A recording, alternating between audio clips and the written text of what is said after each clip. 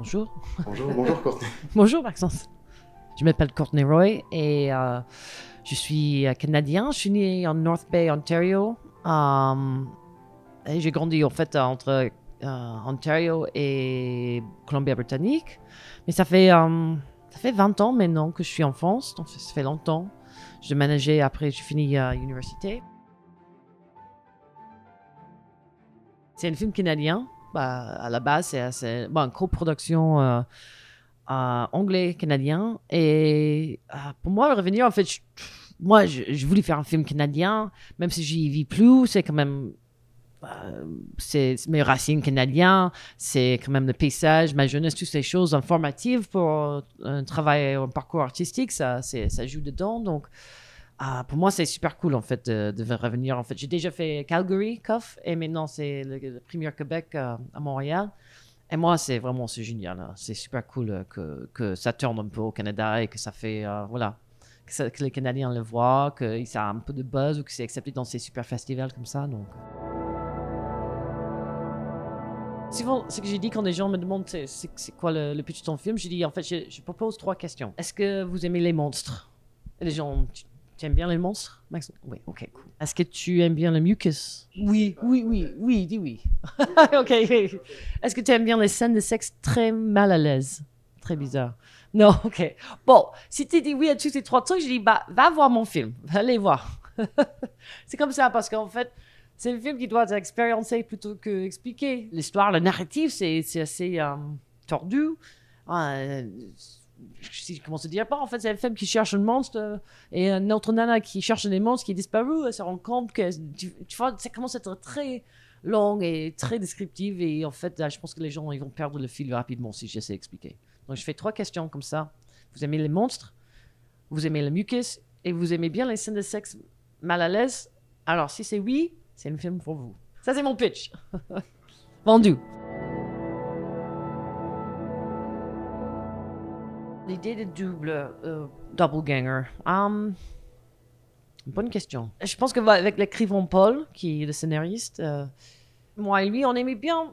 Il y a quelque chose c'est très bizarre de l'idée de double, non? De l'uncanny, tu vois, c'est un truc très. On dit ça, bizarre étrangité. En anglais, uncanny, non? C'est le mot, les choses très familières qui sont peut être très, très bizarres ou qui peuvent être les plus dérangeants. Donc, pour nous, c'était un peu ça, cette idée de, en fait, si tu pouvais devenir quelqu'un d'autre aussi, avec ton double qui est plus là, tu vois l'idée de, tu pourrais être qui tu veux. C'est aussi des questions que s'il y a ton double, mais elle est disparue, elle est plus là. Bon, tu peux prendre sa place alors. C'est ça qui est, en fait, c'est bizarre, ça peut faire peur aux gens ou ça peut les gêner, mais aussi, il y a une liberté, il y a une chance en fait aussi. Tu as une deuxième chance, tu as une opportunité.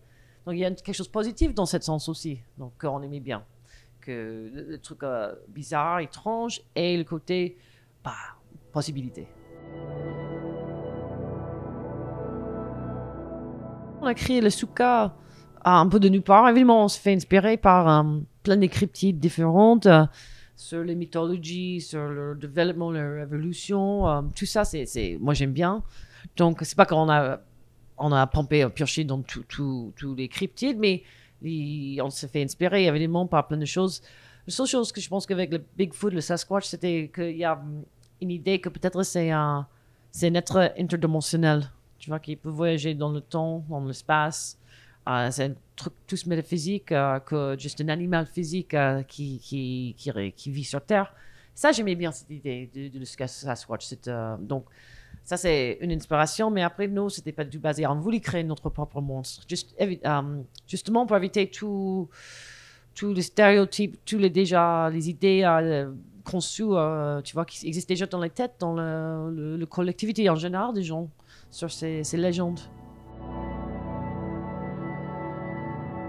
C'était super fun, en fait. C'était vraiment génial. C'était Emerson Ziffel, c'était lui, l'effet spécial, qui était chef d'effet spécial.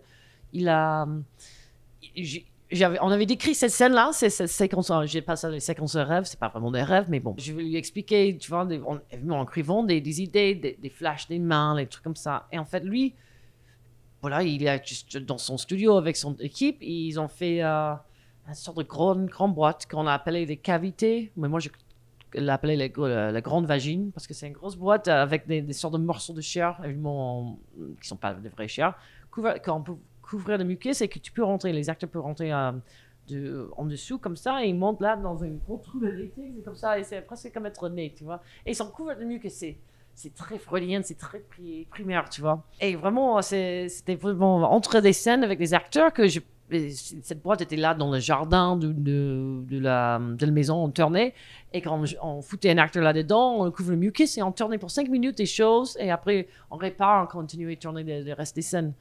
Et lui aussi, avec une deuxième équipe de caméras, il avait plein de mains, comment dire, des effets spéciaux pour voilà, des déguisements pour les mains, les choses comme ça, plein de choses bizarres que eux, ils expérimentaient en tournant, que moi, j'étais en train de tourner, et eux, ils faisaient ce qu'ils voulaient, et qu'on avait plein de matière pour vraiment monter ces scènes-là. En fait, c'était vraiment génial de monter parce qu'on avait tellement de choses, tellement juste des bouts de matière, tu vois, des mouvements comme ça qui fait tout ça. Donc, en fait, c'était pas simple, mais c'était vraiment très fun de faire. C'était super cool.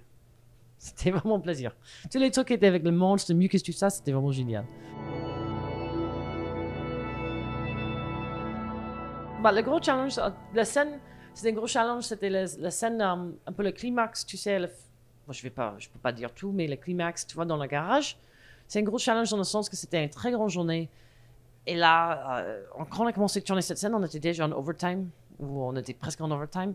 Et là, tu vois quand même le climax du film, et t'as pas de temps, et il faut le faire. Et en fait, il faut le faire bien, et on a commencé à tourner avec one cut. Tu vois qu'on tournait une fois, et après on passait le setup, le prochain setup, tout ça. Donc, gros challenge dans le sens que comment, avec très peu de temps, avec tous ces stress et tout ça, comment on réussit de faire le climax sans avoir le temps qu'il fallait pour vraiment le faire bien. Et je pense que je sais pas comment on a fait, c'était un miracle, mais on avait suffisamment de matière pour monter ça en post-production, mais c'était un challenge, mais en même temps, les acteurs étaient tellement bien, et tu vois, toutes les équipes, ils assuraient, mais pour moi, c'était un gros challenge d'assurer cette scène, pour moi, mentalement.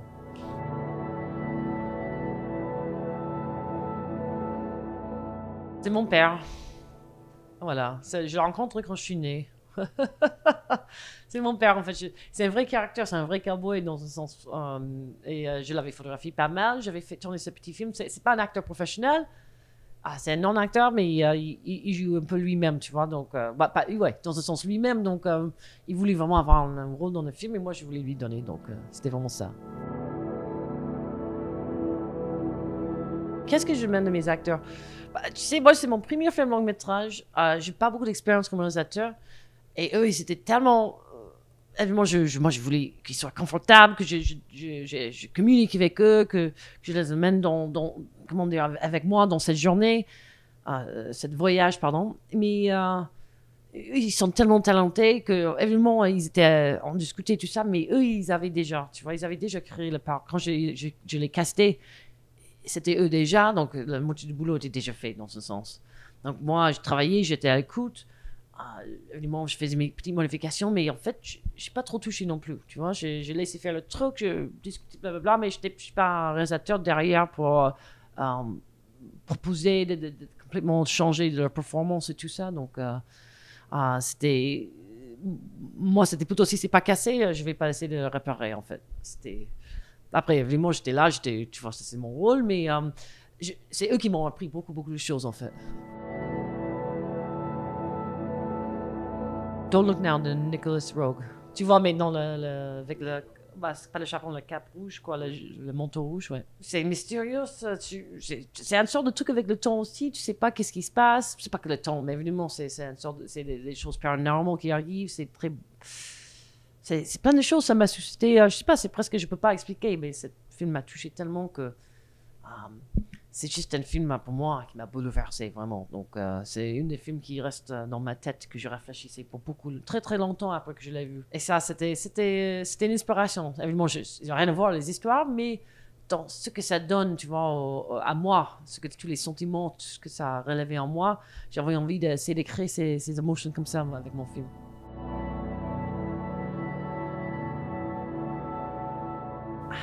Tu sais, sais pas. Moi, ça fait longtemps que je travaille dans la photographie avec mon travail. Donc, déjà, c'est un peu. C'est pas que c'est narrative linéaire, mais il y a des histoires un peu dans mes photos, même si c'est très ambigu. Donc, je sais pas d'où ça vient en fait. C'est juste c'est une envie en moi-même de créer des univers, de créer des mondes parallèles, des mondes imaginaires, les donner vie, soit avec la photographie, soit avec le cinéma. Donc, mais d'où ça vient, c'est vrai. Je n'ai pas fait de thérapie encore pour chercher ça, donc je sais pas. Faut pas chercher en fait.